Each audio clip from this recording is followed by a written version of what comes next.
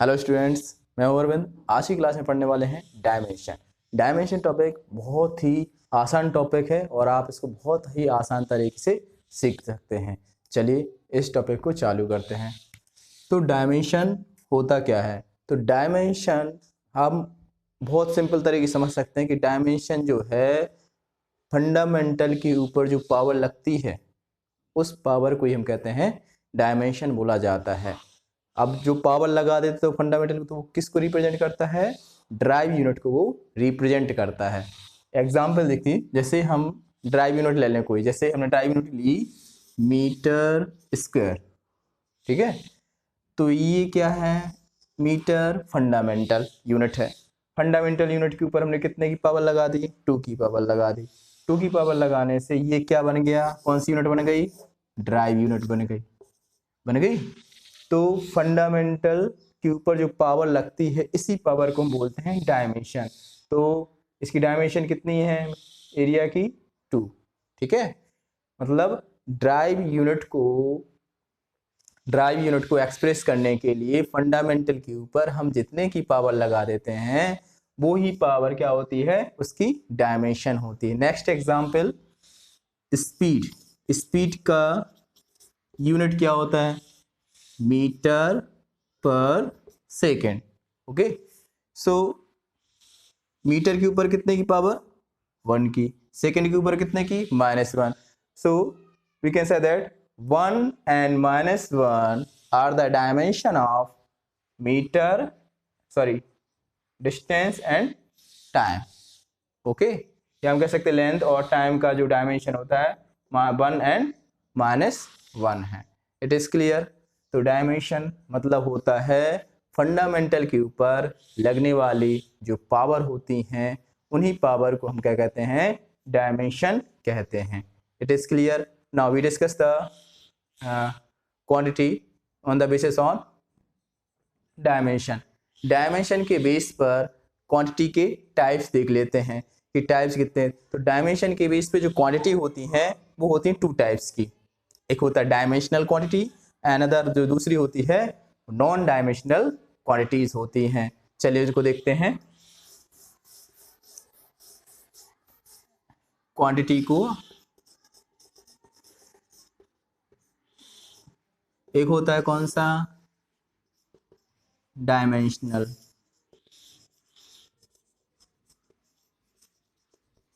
Dimensional quantity. दूसरा कौन सा है? Non dimensional. ठीक है। डायमेंशनल क्वांटिटी ऐसी क्वांटिटी जिनकी डायमेंशन होती है वो डायमेंशनल क्वांटिटी। डायमेंशन होगी वो डायमेंशनल। तो जिनकी डायमेंशन नहीं होगी, ऐसी क्वांटिटी जिनकी डायमेंशन नहीं होती, that is called non dimensional quantity. Next, अब डायमेंशनल के भी 2 एग्जांपल सॉरी 2 टाइप्स होते हैं। एक होता है वेरिएबल, दूसरा होता है कांस्टेंट। मतलब इसको यदि हम पूरा कहें तो वेरिएबल डायमेंशनल क्वांटिटी, दूसरा होता है कांस्टेंट डायमेंशनल क्वांटिटी। मैंने शॉर्टकट में लिख दिया। तो वेरिएबल डायमेंशनल क्वांटिटी क्या होता है? ऐसे वेरिएबल क्वांटिटी जिनकी डायमेंशन होती हैं। ऐसे वेरिएबल क्वांटिटी जिनकी डायमेंशन होती है उन्हें हम कहते हैं वेरिएबल डायमेंशनल क्वांटिटी। एग्जाम्पल, इसका जो एग्जाम्पल होगा वेलोसिटी, एक्सेलरेशन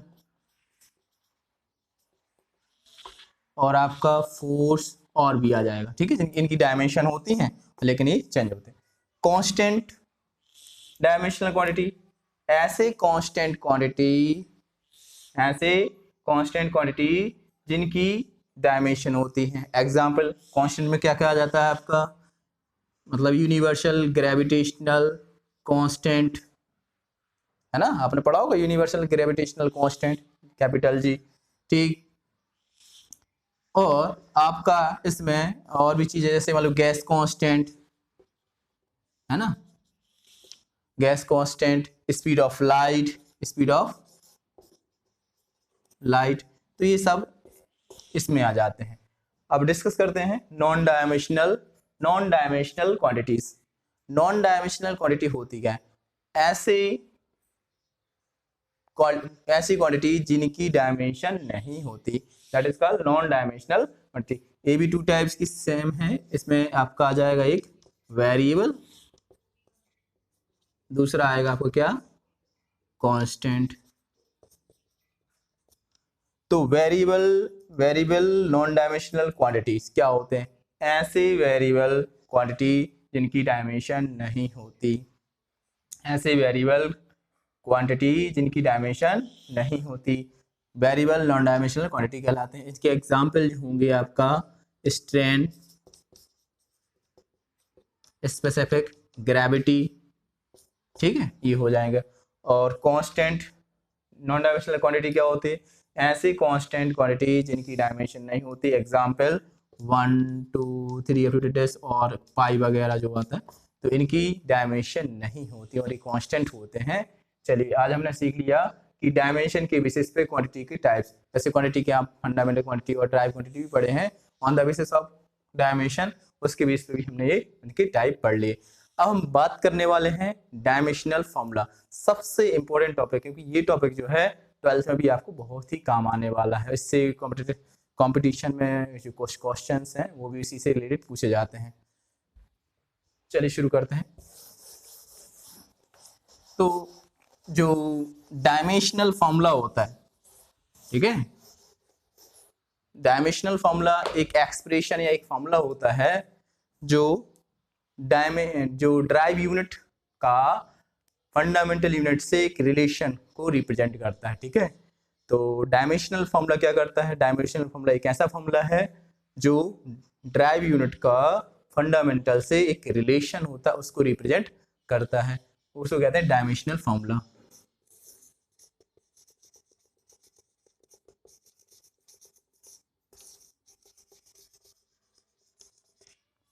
तो डायमेंशनल फॉर्मूला में देखें, जैसे डायमेंशनल फॉर्मूला मतलब हमने क्या बताया? ड्राइव यूनिट का फंडामेंटल से रिलेशन को एक्सप्रेस करना, जिस एक्सप्रेशन से हम एक्सप्रेस करते हैं या जिस फॉर्मूले से उसको रिप्रेजेंट करते हैं, वो फॉर्मूला क्या कहलाता है? डायमेंशनल फॉर्मूला कहलाता है। चलिए डायमेंशनल फॉर्मूला को जो बड़ा ब्रैकेट होता है उससे रिप्रेजेंट करते हैं। हम जितने फंडामेंटल हैं उनकी डायमेंशनल फॉर्मूला देख लेते हैं। तो फंडामेंटल के डायमेंशन फॉर्मूला, जैसे लेंथ के लिए, चलो इसको तो बड़ा ब्रैकेट है ये, लेंथ के लिए डायमेंशन फॉर्मूला एल से, टाइम का टी से, टेम्परेचर का केल्विन होता है के से, luminous intensity C D, matter of substance of matter, sorry क्या होता है? क्वांटिटी ऑफ मैटर, सॉरी ये आएगा, तो इसका क्या आएगा? मोल। और कौन बचा? करंट का, इलेक्ट्रिक करंट एम्पियर, है ना। और कौन सा बचा? लाइन, ये हो गया, ये हो गया 1 2 3 4 5 6, अब एक बचा है, कौन रह गया? टाइम का हो गया, लेंथ का हो गया, केल्विन हो गया, मास का, है ना। तो मास के लिए अपन कैपिटल एम यूज करते हैं। तो ये जो फंडामेंटल क्वांटिटी होते हैं उनके डायमेंशन है, ठीक है। चलिए अब हम तो अब फंडामेंटल यूनिट के लिए हो गई ये सब। अब हम बात कर रहे हैं, इनके कुछ रूल्स होते हैं। जो डायमेंशनल फॉर्मूला जब भी हम लिखते हैं तो इनके कुछ रूल्स होते हैं, उन्हीं रूल को हम फॉलो करके डायमेंशनल फॉर्मूला बना लेते हैं। चलिए शुरुआत करते हैं कि क्या है। तो सबसे पहले रूल जो है, रूल फर्स्ट जो है, रूल नंबर फर्स्ट, तो रूल नंबर फर्स्ट ये कहता है कि डायमेंशनल फॉर्मूला को हम MLT के फॉर्म में लिखते हैं। चलिए देख लेते हैं, MLT ऐसा लिखा जाता है, ठीक है, MLT के फॉर्म में लिखा जाता है। अब MLT के फॉर्म में लिखा जाता है जिनकी ऊपर पावर ABC, मतलब डायमेंशनल फॉर्मूला को इस फॉर्म में लिखते हैं, where ABC is the dimension of mass, length and time। Clear? तो पहला रूल ये है कि डायमेंशनल फॉर्मूला को MLT की फॉर्म में लिखते हैं जहां पर ABC जो है वो डायमेंशन है, किसकी है? ML और T की, मतलब मास, लेंथ और टाइम की डायमेंशन होती है। यदि मान लो साथ में कभी एम्पियर है तो एम्पियर में ए साथ में लिख लेते हैं, ठीक है। ये तो हो गया आपका रूल नंबर पहला हो ही चुका है। अब दूसरा देखते हैं। दूसरा रूल ये कहता है कि यदि कोई फंडामेंटल यूनिट नहीं दी है आपको, ठीक है, यदि कोई फंडामेंटल यूनिट आपको नहीं दी है और उसका डायमेंशन फॉर्मूला लिखना है, तो उसमें हम क्या करते हैं कि पावर क्या लिखते हैं, जीरो के फॉर्मूले से। मान लीजिए हमारे पास मास नहीं दिया और हमें लिखना है, तो क्या लिखेंगे उसको हम, एम के ऊपर जीरो, ठीक है। और उसका पूरा फॉर्म, जैसे मान लीजिए लेंथ दी है तो एल, टाइम भी दिया तो ऐसा लिख सकते हैं। मान लो तीनों नहीं दिए हैं, एम एल टी, तो क्या आ जाएगा, 0 0 0। मतलब जो फंडामेंटल यूनिट हमें दी नहीं होती है उसको हमें लिखना है डायमेंशन फार्मूला के फॉर्म में, तो हम उनके ऊपर 0 की पावर लिख देते हैं। क्लियर। जो थर्ड रूल है, रूल नंबर थर्ड, तो रूल नंबर थर्ड सबसे अच्छा रूल है, इसको समझना बहुत जरूरी है। रूल नंबर थर्ड ये कहता है कि यदि आपके पास एक कॉम्प्लिकेटेड फिजिकल क्वांटिटी है और हमने कहा कि चलो उसका आप डायमेंशन फॉर्मूला लिखो, कैसे लिखोगे, तो हम क्या करेंगे, कॉम्प्लिकेटेड जो फिजिकल क्वांटिटी है तो हम क्या करेंगे, उसके जो फंडामेंटल, यदि हमें उस यूनिट की डायमेंशन पता है तो उसका भी यूज करके उस कॉम्प्लिकेटेड जो फिजिकल क्वांटिटी उसको हम मेजर कर सकते हैं। सबसे छोटा एग्जांपल एरिया, एरिया का डायमेंशन नहीं पता बट हमें लेंथ का पता है, ठीक है। लेंथ को किससे रिप्रेजेंट करते हैं, एल से। तो एरिया इक्वल टू क्या होता है, area equal to square of length. Area का यूनिट क्या होगा, एरिया को अपन क्या लिखते हैं, length into breadth, L into B, ऐसा लिख लें, ठीक है। तो इसको क्या ले सकते हैं, इन दोनों का, ये भी लेंथ है, ये भी एक टाइप की लेंथ है, तो क्या होगा, लेंथ का स्क्वायर।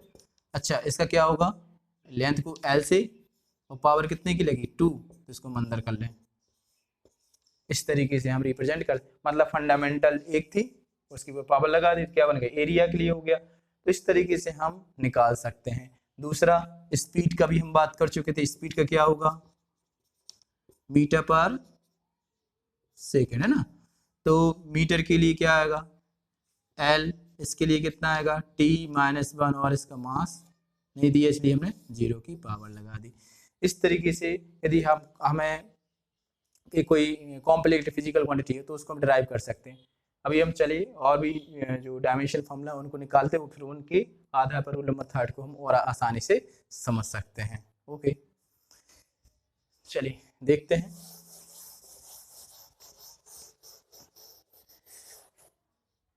सबसे पहले पहला, अब एक मान लीजिए हम डिस्टेंस का है या उसी को कहें क्या, डिस्टेंस या डिस्प्लेसमेंट, डिस्प्लेसमेंट या लेंथ कहा जाए, इसका डायमेंशन फॉर्मूला क्या होगा, तो लेंथ का डायमेंशन फॉर्मूला एल अकेला है ना, तो एल आ जाएगा। इनका यूनिट क्या होता है, मीटर, ठीक है।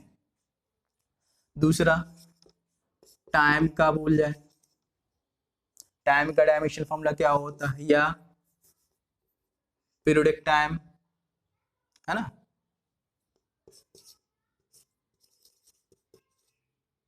पीरियोडिक, चलो उसको लिख लेते पीरियोडिक टाइम। तो उसका भी क्या होता है, टाइम में क्या होता है, सेकेंड यूनिट, तो उसका केवल क्या आएगा, टी अकेला आएगा, मतलब इसका यूनिट क्या होगा। थर्ड, हम बात कर रहे हैं वेलोसिटी की,